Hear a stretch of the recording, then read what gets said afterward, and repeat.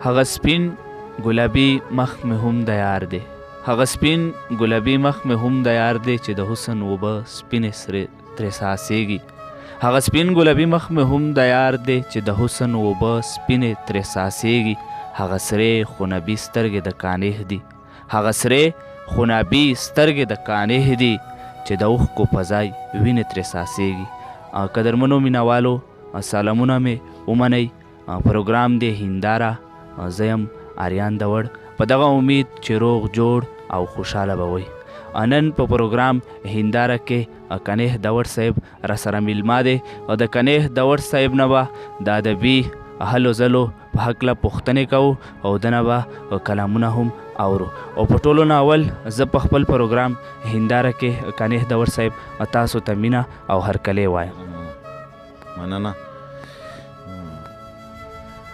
کنیح دوړ صاحب لکه څنګه په ادبي دنیا کې تاسو د کنیح دوړ په نوم پیژندل کیږئ، او که زموږ مینهوالو سره مو خپل ځان معرفي کړو لنډه شان پیژنګلو که وکئ دا به ډېره ښه وي. مننه. زه د هندارې دا پروګرام جوړونکي آریان دوړ یو جهان مننه کوم چې موږ ته یې وخت راکړو او په دې مصروف حالاتو کې دوی په موږ پسې راغله او زموږ سره یې خواله وکړو. نو خبره ده چې زه په لنډ انداز باندې چې زه د شمالي وزیرستان ختیځ سیمې کلي سره تعلق لرم او هلته کې مې د توچې ادبي ټولنې په حیث باندې سابقه سیکریټر پاتې شوی یم او نن سبا اسلام آباد کې پاتې کېږم. او کلي ته راغلي یو نو د آریان دوړ صاحب سره ملاقات وشو، نو هغه وایي چې د هندارې دپاره پروګرام جوړوو. که خپل نوم مې زموږ مینهوالو سره شریک کړلو چې تاسو نوم څه دی؟ زما نوم زاهد الله دی، تخلص مې کانې دی، دوړ د قوم په حیث استعمالوم. ډېره ښه ده کنیح دوړ صاحب. د شاعرۍ آغاز مو کله نه کړی دی؟ شاعري اندازه خو راته نه ده لګېدلې ځکه چې د وړوکوالي نه مې دا شوق و او زما ته ماته بیخي دا اندازه نشته چې ما د دې وخت نه شاعري شروع کړې ده. خو به هر حال د لسم ټولګي پورې چې زه راغلم نو بیا ما په باقاعدګي سره ادبي لیکنو ته مخه وکړه او هلته کې مې ادبي لیکنې لوستې او شاعري مې پیل کړه. نو تقریبا د لسم نه د 4 نوي نه واخله د هغې وخت نه مې یو شاعري شروع کړې ده. ډېره ښه ده کنیح دوړ صاحب. زه به دا وپوښتم چې تاسو کتاب چاپ کړی دی او که نه مو د چاپ کړی، که چاپ کړی مې وي زموږ مینهوالو ته پته ورکوئ نوم یې څه دی او چېرته به میلاویږي؟ زما یو کتاب د منزل لټون د احسان بک ډیپو میرلی والا په خپل زیار په خپل لګښت باندې جوړ کړی دی. زه د هغې هم منندو یم او زما د کتاب نوم دی د منزل لټون او دا په 2019 کې تقریبا چاپ شوی دی او تقریبا یو صفحات لري. ډېره مننه کنیح دوړ صاحب. خپلې خبرې به جاري ساتو خو زه غواړم که یو غزل را سره شریک کړئ. د غزل نه مخکې 2 شعره دي چې ما او ستا منځ کې د مینې تړون وژني.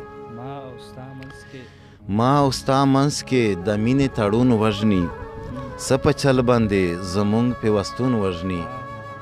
ما او ستا منځ کې د مینې تړون وژني، څه په چل باندې زمونږ پیوستون وژني. او دا زه څه وینم او څه اورمه خدایه، دا زه څه وینم او څه اورمه خدایه چې پښتون د بل د پاره پښتون وژني. نو شعر دی چې زمونږ د ځواني مرګ ژوند واړه باب په وینو سور دی، زمونږ د ځواني مرګ ژوند واړه باب په وینو سور دی، قلم په وینو سور دی او کتاب په وینو سور دی. زمونږ د ځواني مرګ ژوند واړه باب په وینو سور دی، قلم په وینو سور دی او کتاب په وینو سور دی. او د دې وطن د هرې ګلغوټۍ نه وینې ساسي، د دې وطن د هرې ګلغوټۍ نه وینې ساسي، د دې وطن د هر ګلشن ګلاب په وینو سور دی. او خونده مظلومان د نړۍ چرته پناه یوسي، خونده مظلومان د نړۍ چرته پناه یوسي مکتب په وینو سور دی او محراب په وینو سور دی او شعر دی چې د هرې درخانۍ سترګې مې ډکې دي له اوښکو د هرې درخانۍ سترګې مې ډکې دي له اوښکو د هر ادمخان غېږه کې رباب په وینو سور دی او شعر دی چې منم چې بچاړه او ټوپک دواړه د مغرب وي منم چې بچاړه او ټوپک دواړه د مغرب وي خو لاس زما په وینو د پنجاب په وینو سور دی او آخري شعر دی چې کنیغه خدای خبر چې به ګټه چاته رسی کنیغه خدای خبر چې به ګټه چاته رسی خو سر د پښتنه خانه خراب په وینو سور دی. مننه ډیره مننه کنیغ داور صاحب. زه راځم خپل خبرې طرف ته چې تاسو ادبي استاد څوک و د شعر زده کړې مې له چا نه کړي دي؟ یاره که دغه تپوس له ما نه وشي زه خو به دا وایم چې ما خو د کتابونه کتل د وړوکوالي کې د پښتو د افسانې کتابونه او د غزلو کتابونه به مې راخیستل نو هغې سره زما یو ادبي شوق پیدا شو داسې په تربیت سره لحاظ سره زما استاد نه دی پاتې شوی خو به هر حال بیا هم چې چا ښه شعر ویلی دی او چا مې ښه رهنمایي کړې د هغه زما ټول استادان دي که هغه کشران دي او که مشران. ډیره مننه. داسې کوم یو صنف دی غزل دی نظم دی چې په هغې کې کار تاسو ډیر کړی دی او خوند هم درکوي؟ صنف مې په هر صنف باندې مې ته ازمایي کړې ده خو نظم کې مې کړې ده روایي کې مې کړې ده خو اکثر د خوښې صنف مې چې کم دی هغه غزل دی ځکه چې نن سبا د غزل ډیر ضرورت دی او غزل چې کم دی جامع دی نو د دې وجې نه ما غزل طرف ته ډیره توجه کړې ده او نظمونه هم لیکم. ډیره مننه. که یو بل غزل خو په بیز کې را سره شریک کړو دا به ډیره ښه وي. مننه. یو شعر دی چې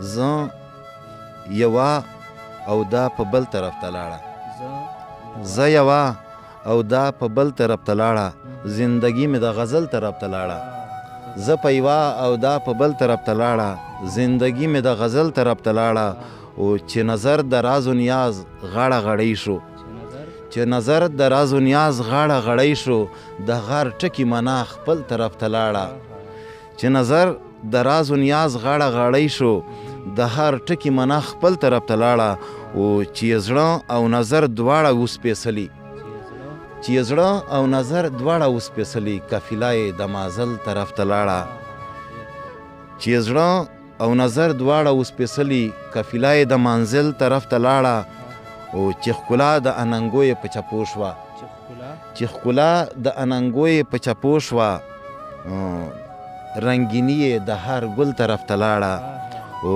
کتیل ورور و خو یوه خور یې په سوره کې اریان صاحب شعر دی چې کتیل ورور و خو یوه خور یې په سواره کې په ژوندون د اجل طرف ته لاړه او د ناکامو امیدونو تمنا مې د ناکامو امیدونو تمنا مې له ناکامه د اجل طرف ته لاړه او نن وطن د کنې ژاړي وای راشئ نن وطن د کنې ژاړي وای راشئ یوه قصه مو د مغل طرف ته لاړه. مننه.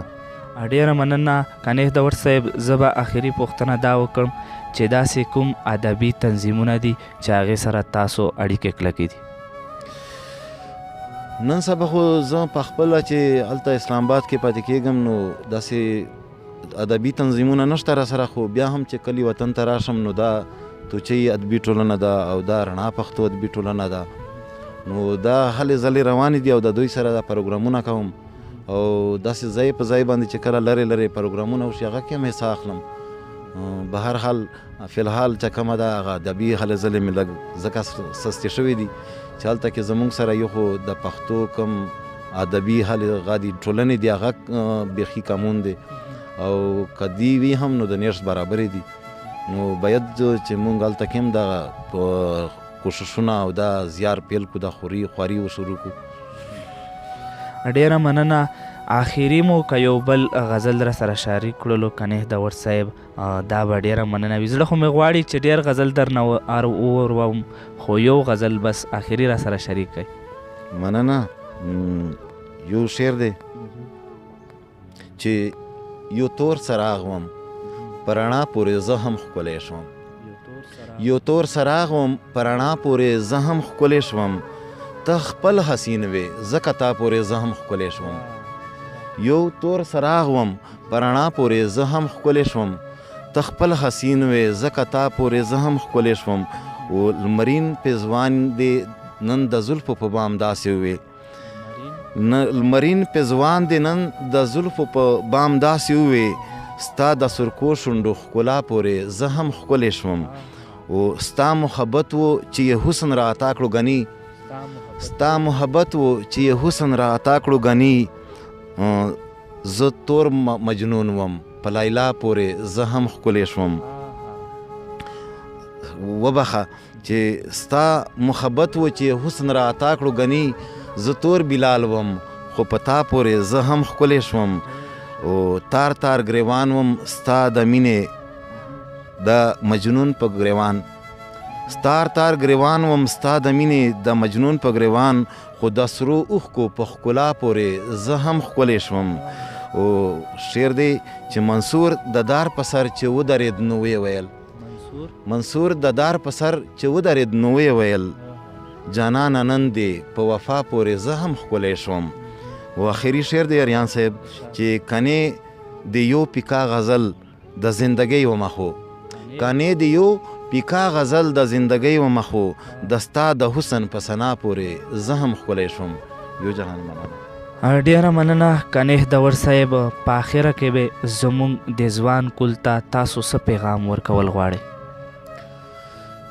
زما پیغام خدا دی چې زما په ذهن کې زما په نظر کې چې زموږ د پښتون دپاره زموږ د پښتنې ټولنې دپاره ضرورت دی نو هغه علم دی.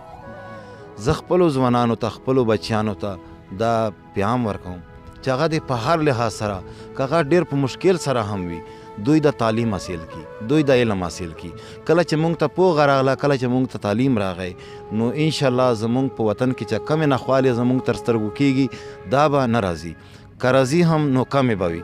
نو د دې وجې نه که چېرته زموږ ځوانان نن په تعلیم باندې توجه ورکړي او علم حاصل کړي نو دا به زما د دوی نه غټه هیله وي او دا هیله لرم. او بل مشرانو ته مې دا خواست دی چې هغه زموږ د بچیانو یو داسې پالنه وکړي چې دوی د خو اخلاقي لحاظ سره پالنه وشي. نه کې داسې چې زموږ نه نور په کم نام باندې چې موږ بدنام شوي یو چې نور مې هغې نامونو ته راونه کوي رازور مې نه کړي بلکې موږ خپل اصغري خیال ته پرېږدي. ځکه چې زموږ وزیرستان چې کومه سیمه ده دا په رښتیا په حقیقت سره دهشتګرده ټیرریسټه سیمه نه ده بلکې دا د علم او د پوهې د هنر ځای دی.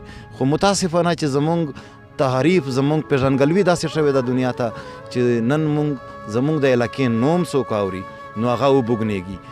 حالانکې زموږ په وطن کې د قلم خاوندان شته د ادب خاوندان شته ډاکټران شته د هرې شعبې سره په داسې نه چې خالي یو معمولي حصه یې بلکې په لوړو رتبو باندې په هر ځای کې په پاکستان کې په نوره دنیا کې په لوړو رتبو باندې قایم دي.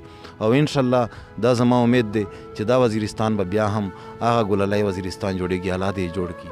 مننه. ډیره مننه. دا و کنیح دور صاحب چې نن موږ سره په پروګرام هنداره کې میلمه و.